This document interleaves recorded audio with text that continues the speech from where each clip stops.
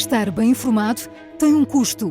E não estar custa muito mais. No prazo de um ano, Portugal decide o seu futuro em 3 eleições: legislativas, autárquicas e presidenciais. O palco das eleições é aqui. Assine e garanta acesso a todos os conteúdos em observador.pt. Agora com 49 € de desconto.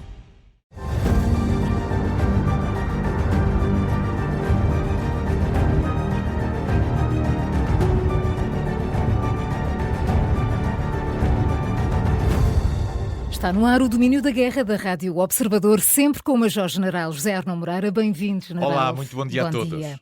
Esta semana ficou marcada pela possibilidade de um encontro do mais alto nível entre a Ucrânia e a Rússia, em Istambul. Entretanto, a delegação russa só foi anunciada à última da hora e não incluía nem Putin, nem sequer Lavrov. Trump também acabou por anunciar que não iria e Zelensky chegou a Ankara sem que o formato das negociações estivesse sequer definido. General, que leitura a fazer de tudo isto, destas negociações que estão a decorrer?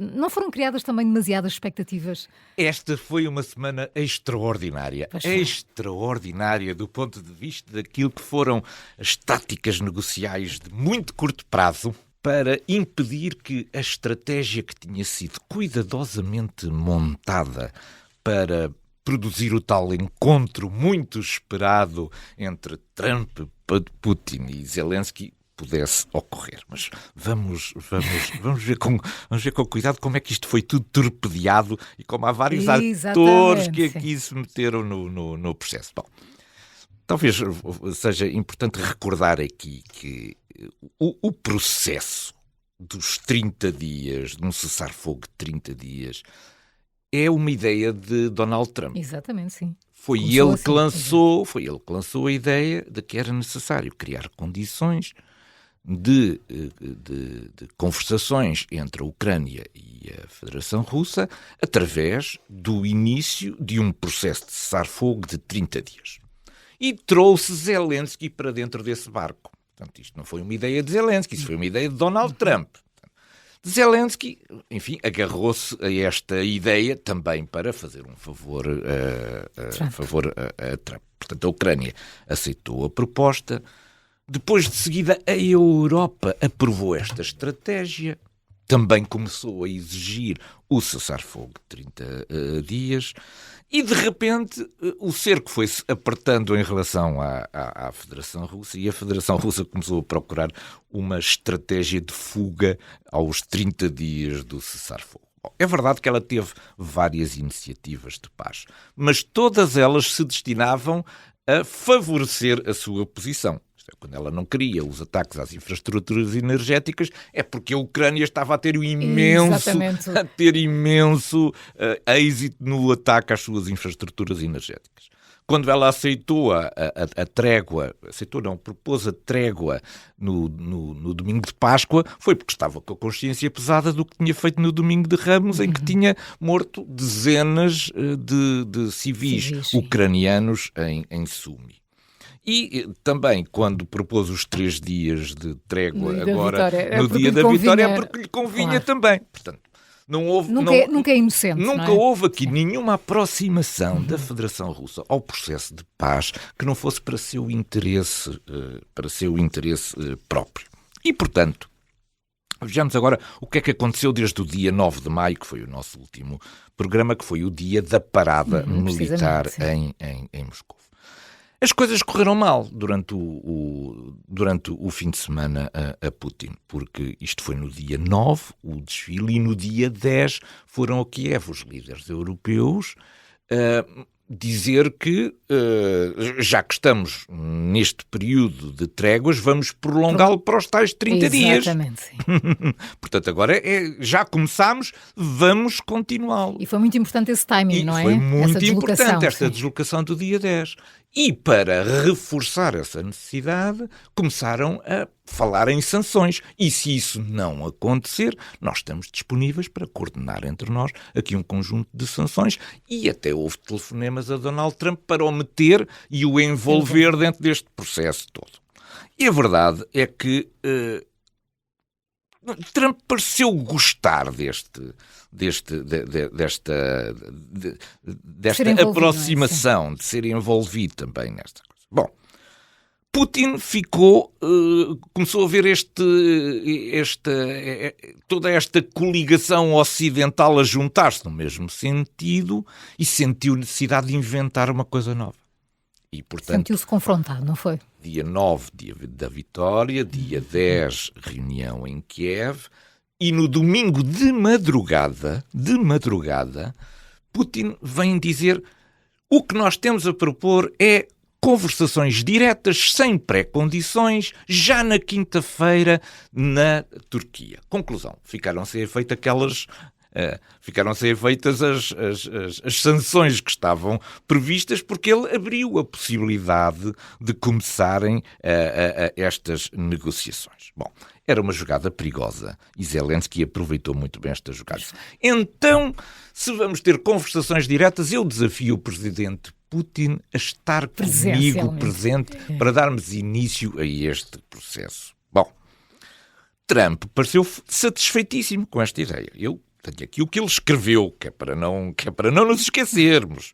Ele escreveu na rede social: é potencialmente um grande dia para a Rússia e para a Ucrânia. E, portanto, ele dava ênfase e reforçava esta ideia de que seria importante este encontro.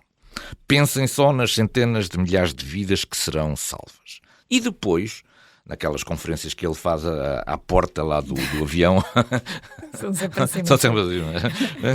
Ele disse o seguinte, que é importante. Ele disse assim: acredito que ambos estarão lá, Putin e Zelensky. E talvez eu vá também. Portanto, não temos dúvidas nenhumas que no início desta semana a ideia de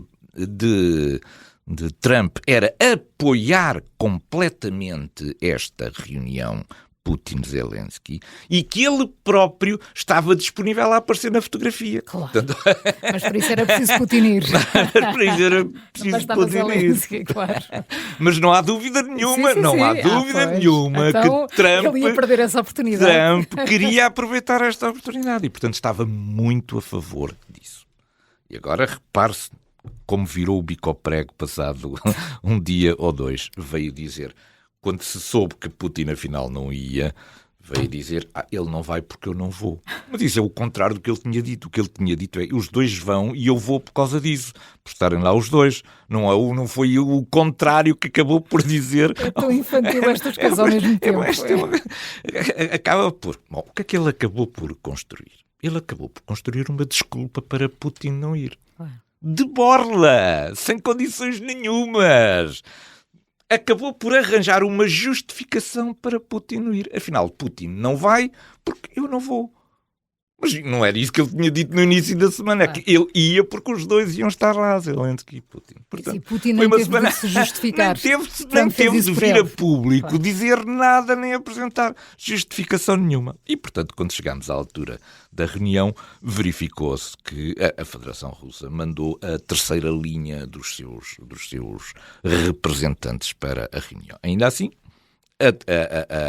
Zelensky estava na Turquia, estava disponível para ir e fez muito bem estar presente em aparecer. E teve, e a sua delegação, já não fazia sentido ele estar presente nas negociações, sim, mas a sua era de alto nível, Ministro da Defesa, Ministro dos Negócios Estrangeiros, contrastando com o nível da Federação Russa. Bom, os setores nacionalistas russos entraram em estado de crise, porque disseram, mas Putin vai a Istambul, mas isso vai dar origem a um conjunto de reparos nos órgãos de comunicação ocidental, dizendo que ele, afinal, está a legitima Zelensky, quando, na verdade, Putin sempre fez as coisas para não reconhecer Zelensky. Portanto, os próprios setores, como presidente, claro. os próprios setores começaram digamos, a avisar Putin de que ele não deveria não deveria cair nesta cilada. Bom, os chefes diplomacia da NATO que estavam em reunião em Antália criticaram esta ausência e referiram até o presidente Zelensky, que está aqui na Turquia, pronto para falar sobre a paz, enquanto Vladimir Putin enviou uma delegação de baixo nível apenas para ganhar tempo. Foi o que disse o ministro dos Negócios Estrangeiros da Polónia. Bom, como estava em Ankara, reuniu-se Zelensky com Erdogan, com o presidente turco, e obteve do presidente turco um enorme apoio. Até sobre a Crimeia. Sobre a Crimeia. Do ponto de vista, a Turquia veio reafirmar, do ponto de vista oficial, que a Crimeia é um território ucraniano. Isto não é de pouca monta numa altura em que nos Estados Unidos se discute se deve ou não deve reconhecer que a Crimeia é um território russo. E, portanto, esta visita a Zelensky reforçou aquilo que me parece muito importante. O ator principal para resolver este problema não vão ser os Estados Unidos. Não vão ser os Estados Unidos, vai ser a Turquia. A Turquia que é o elemento fundamental. E eu estou absolutamente convencido que Zelensky confia muito mais em Erdogan do que confia em Donald Trump. Entretanto, começaram esta manhã as primeiras reuniões, com uma reunião trilateral, Turquia, Estados Unidos e Ucrânia. E espera-se que durante a manhã os Estados Unidos saiam da sala ou estejam representados a muito baixo nível e que a reunião seja feita entre Turquia, Rússia e Ucrânia. O que é que isto significa? Significa que tudo aquilo que temos andado agora a ver dos Estados Unidos como mediador, no final os Estados Unidos nem vão estar provavelmente presentes na reunião, ou pelo menos vão estar presentes a muitíssimo baixo nível. Quem vai ter responsabilidade na condução deste processo parece que é a Turquia. E agora, num ato que é, digamos, das últimas horas, o que é que temos? Temos Donald Trump a desvalorizar estas negociações, a dizer que o que é preciso é uma conversa minha com Putin. E nada se vai resolver neste processo sem que eu converse previamente com Putin. Quer dizer, a retirar também agora papel à Turquia como mediador. Quer ser sempre a figura central. Portanto, foi uma semana extraordinária do ponto de vista da análise de todo este taticismo que foi utilizado pelas várias partes dentro destas duas estratégias. A estratégia europeia e ucraniana de começar por um cessar-fogo antes da discussão do processo de paz e a estratégia russa de querer primeiro prolongar ad eterno o processo de paz antes de obter um cessar-fogo. E voltamos a falar do presidente dos Estados Unidos, que esteve esta semana de visita aos países do Golfo Pérsico. Foram anunciados contratos milionários. Foi-lhe oferecido um novo avião presidencial. É verdade. E houve também espaço para alguma política regional. General, que balanço pode fazer desta visita oficial, a primeira de Trump ao estrangeiro neste segundo mandato? Exatamente. Eu diria que esse é o aspecto fundamental desta visita. É que foi a primeira visita oficial de Trump ao estrangeiro. E foi ao Médio Oriente e aos seus parceiros. E aos seus parceiros do Médio Oriente. E eu julgo que isso é muitíssimo significativo.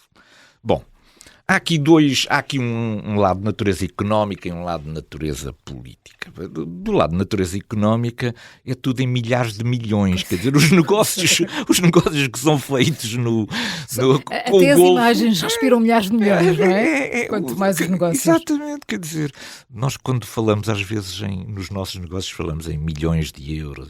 Mas isto é tudo sempre milhares de milhões quando isto mete o Golfo. Um dos maiores contratos de sempre em equipamento militar para a Arábia Saudita. Vender 200 Boeings de uma vez ao Qatar também não é brincadeira nenhuma. Bom, recebeu para ele um avião, mas luxuoso. Eu também gostaria de viajar naquele avião. E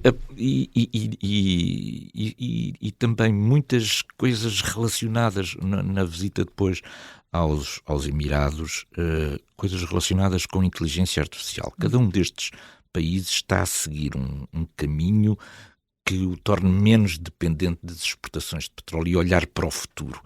Os Emirados estão a olhar para ser um grande centro de inteligência artificial e precisam naturalmente dos chips que vêm vêm dos Estados Unidos. Bom, depois há também uma componente política. E essa componente política, aquilo que eu ressaltaria é, sobretudo, esta foi uma visita modelo Xi Jinping.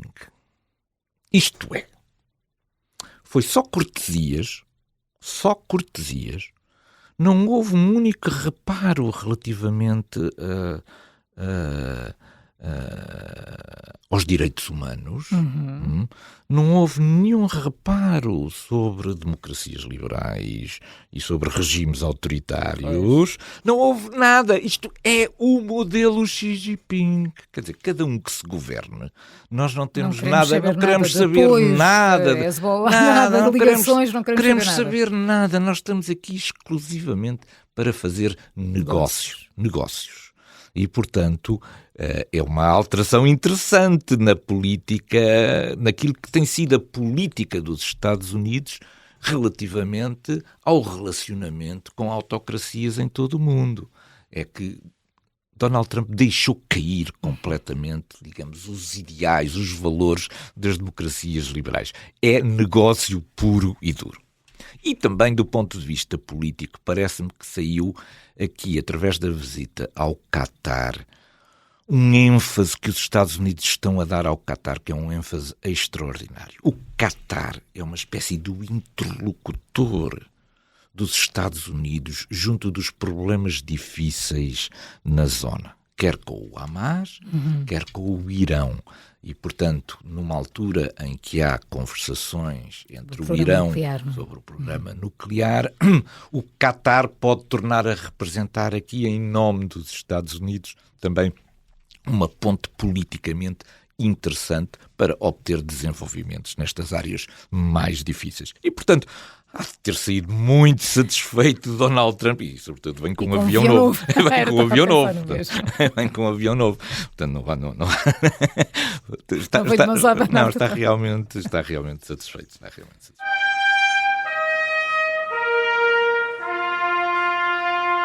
Para a nossa cortina de fumo trazemos o encontro entre Donald Trump e o presidente sírio Al-Shara. Há 25 anos que um presidente norte-americano e um presidente sírio não se encontravam pessoalmente e desta vez Trump tinha boas notícias para Al-Shara. Os Estados Unidos levantavam as sanções ao regime sírio. A questão general é que contrapartidas estarão a ser pedidas aqui em troca, não é? É muito interessante isto, porque, na verdade, o último presidente norte-americano que tinha estado com um presidente da Síria tinha sido Bill Clinton, que no ano 2000 tinha estado com o pai de Bashar al-Assad, que era o Hafez al-Assad, tinha sido a última reunião. Bom, a política dos Estados Unidos relativamente à Síria era aquilo que sempre foi também a posição de natureza do Ocidente e europeia, que era a necessidade de impor um conjunto de sanções económicas para que o regime de Bashar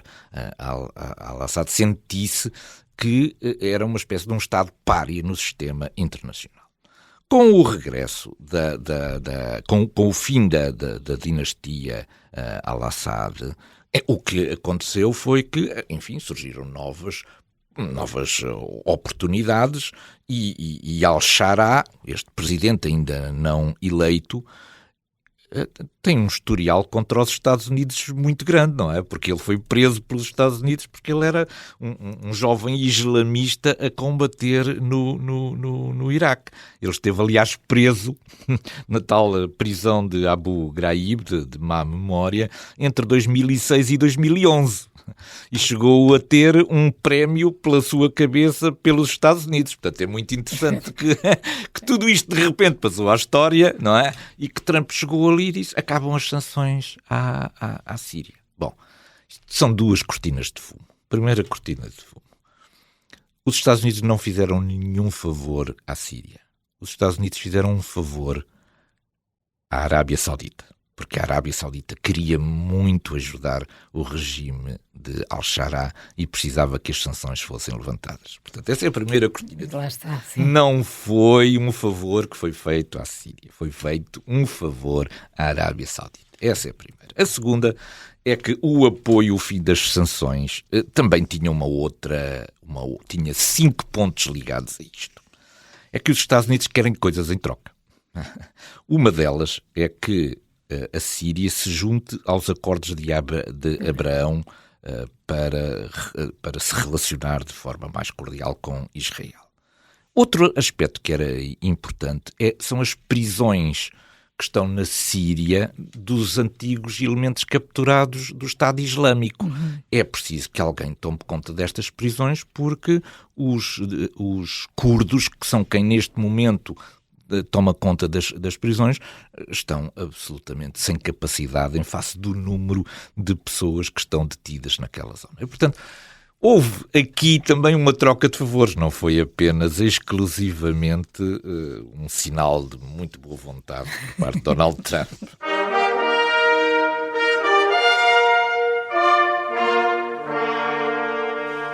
O nosso ponto de mira desta semana aponta para um incidente sério entre a Estónia e a Federação Russa no Mar Báltico e que chegou a envolver meios militares. General, o que é que se passou e qual o nível de gravidade? Isto é muito grave, porque isto foi a primeira vez em que os Estados da União Europeia, os Estados europeus, puderam entrar em confronto direto e militar com a Federação Russa. Porque a Marinha da Estónia abordou um cargueiro daqueles que faz parte da frota cinzenta da Federação Russa, que negocia petróleo sem os documentos necessários para o poder fazer, e a Federação Russa mandou levantar um avião Su-35 para proteger o navio, o petroleiro. E isto levou a uma resposta em cadeia que fez com que estivessem presentes na mesma área geográfica vários meios militares, claramente uns a ameaçarem os outros. E, portanto, foi, digamos, uma das primeiras vezes em que houve esta tensão, o que significa que nós temos que ter muito cuidado sobre esta questão dos tempos a partir do qual estamos preparados para fazer face a uma ameaça militar russa, porque nós não vamos escolher esse momento, é a Federação Russa que o vai escolher. General Arnaud Moreira, é sempre um gosto tê-lo connosco no Domínio da Guerra. Até para a semana. Foi um excelente programa mais uma vez. Gostei muito. Obrigada. Bom fim de semana. Um bom fim de semana a todos.